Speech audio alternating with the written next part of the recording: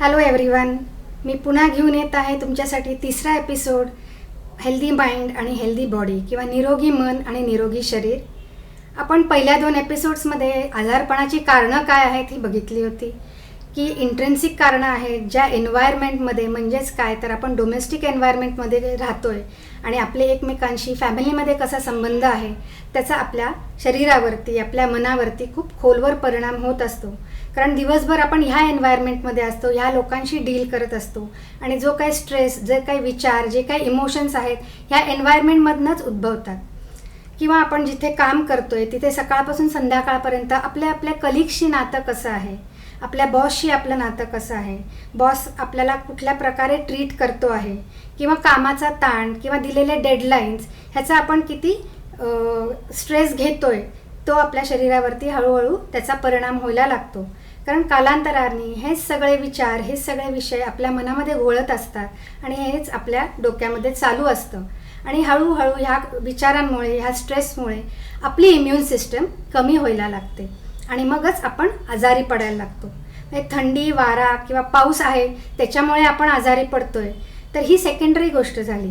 पण ह्या स्ट्रेसमुळे जेव्हा आपली इम्युन सिस्टम डाऊन होते, आपला बॉडीचा बॅलन्स ढळायला लागतो, तेव्हाच बाहेरनं कुठली तरी फोर्स जो आहे तो आपल्या शरीरावरती अटॅक करतो आणि आपण आजारी पडतो.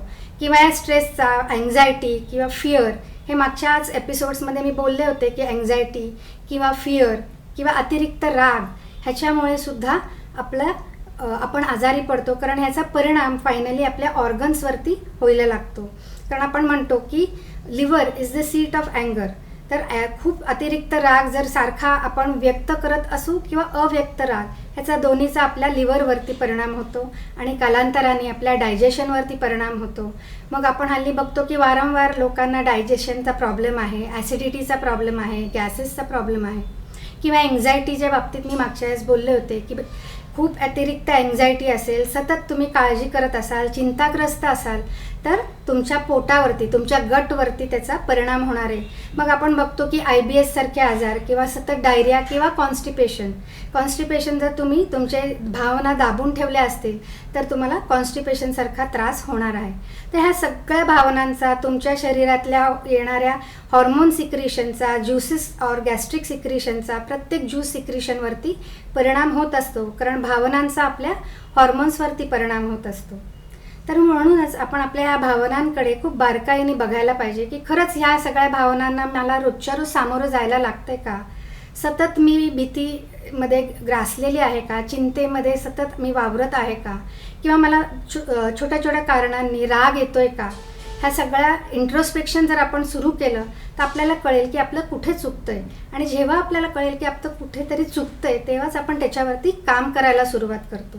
ही एका रात्रीतनं होणारी गोष्ट नाही आहे. तर तुम्ही तुमच्या स्वतःला ऑब्झर्व केलं तरच तुम्हाला कळेल की माझं कुठे चुकतंय किंवा ह्याच्या बाबतीत मी काय करू शकतो. मी या एका एरियामध्ये की मला सारखी काळजी वाटते, मग मी कोणाची तरी मदत घेऊ शकतो का? असं आपल्याला जर आपल्या भावना आपण ओळखू शकलो तर नक्कीच त्याच्यावरती आपल्याला काम करता येईल. आज मी अजून खूप डीपर लेवलच्या इमोशन्सबद्दल बोलणार आहे, म्हणजेच रिझेंटमेंट, रिव्हेंज, जेलसी, ह्या सगळ्या भावनांचा पण आपल्या शरीरावरती खूप खूप डीपर लेवलवरती परिणाम होत असतो. रिझेंटमेंट म्हणजे काय नक्की? रिझेंटमेंट म्हणजे मनामध्ये असलेली आडी किंवा बिटरनेस किंवा एक प्रकारचा राग जो आपण वर्षोनवर्ष आपल्या मनामध्ये साठवून ठेवलेला असतो. आणि एखाद्या व्यक्तीशी रिलेटेड तो राग किंवा एखाद्या घटनेशी रिलेटेड तो राग असतो आणि ती व्यक्ती जेव्हा समोर येते त्या नव्याने तो राग किंवा तो बिटरनेस परत वर येतो. म्हणजे आपण त्या व्यक्तीला माफ केलेलं नसतं, आपण त्या घडलेल्या गोष्टींना विसरलेलं नसतो. थोड्या काळापुरत्या त्या आपल्या मनातनं निघून गेलेल्या असतात, पण परत परत त्या वर डोकं काढत राहतात आणि त्याच्याचमुळे मग आपण दुःखी होतो किंवा त्याच्याशीच रिलेटेड आपण तेच विचार मनामध्ये आपल्या घोळत असतात. आणि वर्षोनवर्ष जेव्हा मनामध्ये रिझेंटमेंट असते तेव्हा आपण हॅपी नसतो, तेव्हा आपण खुश नसतो आणि त्या रिझेंटमेंटचा आपल्या शरीरावरती, आपल्या शरीरांच्या पेशीवरती, त्याच्या at a very deeper level, pathological लेवलवरती त्याचा परिणाम व्हायला लागतो. आणि अशाच भावनांमधनं उद्भवतो म्हणजे खूप डीपर लेवलचा आजार म्हणजे कॅन्सर किंवा जिथे पॅथॉलॉजी चेंज होत नाही, रिव्हर्सिबल नाही, आपण म्हणतो सर्दी, खोकला किंवा डायरिया हे परत ट्रीट केले तर आपण माणूस बरा होतो. पण रिझेंटमेंटसारख्या इमोशन्समध्ये तुम्ही डीपर लेवल म्हणजे कॅन्सरसारख्या गोष्टीमध्ये लँडअप होता, जी इरिव्हर्सिबल आहे.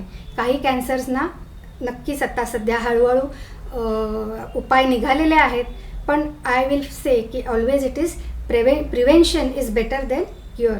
तर आपल्याला जर कळलं की एखाद्या घटनेशी अनुसरून किंवा एखाद्या व्यक्तीशी आपल्याला एखादा नाही पटत आहे किंवा राग येतो आहे किंवा आपल्याला प्रत्येक वेळा त्या व्यक्तीला बघितलं की खूप कडवटपणा मनात आहे, तर प्लीज आपल्याला याच्याकडे बघायला लागेल. कारण त्या व्यक्तीला त्या गोष्टीचा काही फरक पडत नसेल मे बी, पण तुम्हाला पडतोय आणि तुमच्या शरीराला फायनली त्याचा त्रास होतोय आणि तुमच्या शरीराच्या कुठल्या ना कुठल्या तरी ऑर्गनवरती त्रास होतोय. तर आपल्याला ह्या भावनांना खूप आपल्याला बारकाईने पडताळून बघायला लागेल की येस आहे का असं काही, आणि असेल तर नक्कीच मला त्याच्यावर काम करायला लागेल. मला त्याच्यावर बघायला लागेल की हे रिझेंटमेंट मी हळूहळू कसं डिझॉल्व्ह करू शकते. त्याच्यासाठी मार्ग तुम्ही शोधायला सुरुवात कराल. पण पहिले आधी आपल्या भावनांना ओळखणं खूप महत्त्वाचं आहे की मला हे त्रास होतो आहे, हे ॲक्सेप्ट करणं पण खूप महत्त्वाचं आहे. सो ॲक्सेप्ट करा की yes I have some grudges against somebody. तर ते ग्रजेस मी कसे काढू शकतो. अजून एक भावना म्हणजे जेलसी. जेलसी ही खूप वाईट भावना आहे. आपण म्हणतो ना की आपल्याला षड्रिपूंवरती मात करायचं आहे. काम, क्रोध, मद, मत्सर ह्या सगळ्या गोष्टी जर आपण म्हटलं तर आपल्या स्क्रिप्चर्समध्ये लिहून जर ठेवलं आहे तरी आपल्या दैनंदिन जीवनामध्ये आपण खरंच बघतोय का की ह्या भावना आपल्या मनामध्ये आहेत. जेलसी मला वाटते माझ्या मैत्रिणीबद्दल, माझ्या घरातल्या लोकांबद्दल, बहीण भावंडांमध्ये पण जेलसीसारखं ही भावना निर्माण होऊ शकते. तर ह्या जेलसीचा पण आपल्या शरीरावरती परिणाम होतो. या मध्येच मागच्या वेळेस मी म्हणलं की रिझेंटमेंट.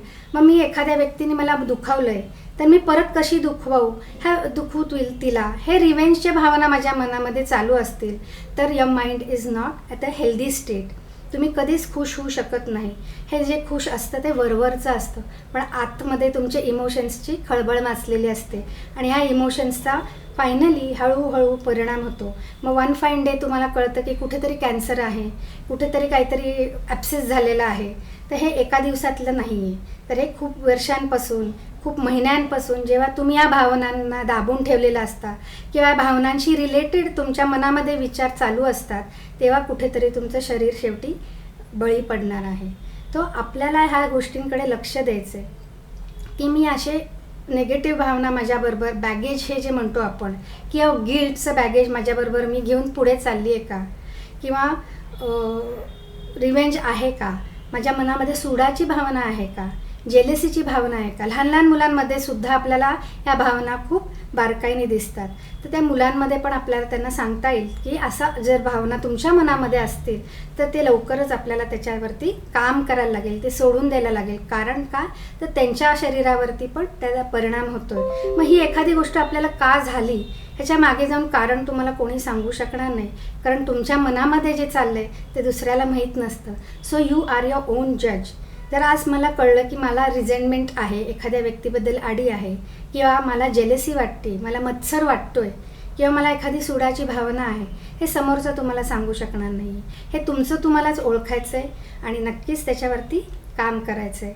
तर तुम्हाला असं काही होत असेल तर त्याच्यावरती खूप बारकाईने लक्ष द्या. बिकॉज आपल्याला पॅथॉलॉजिकल लेवलवरती जायचं नाही, कारण आपल्याला त्याच्या आधीच काहीतरी क्युअर त्याच्यासाठी शोधायचं आहे. मी होमिओपॅथिक प्रॅक्टिस करते.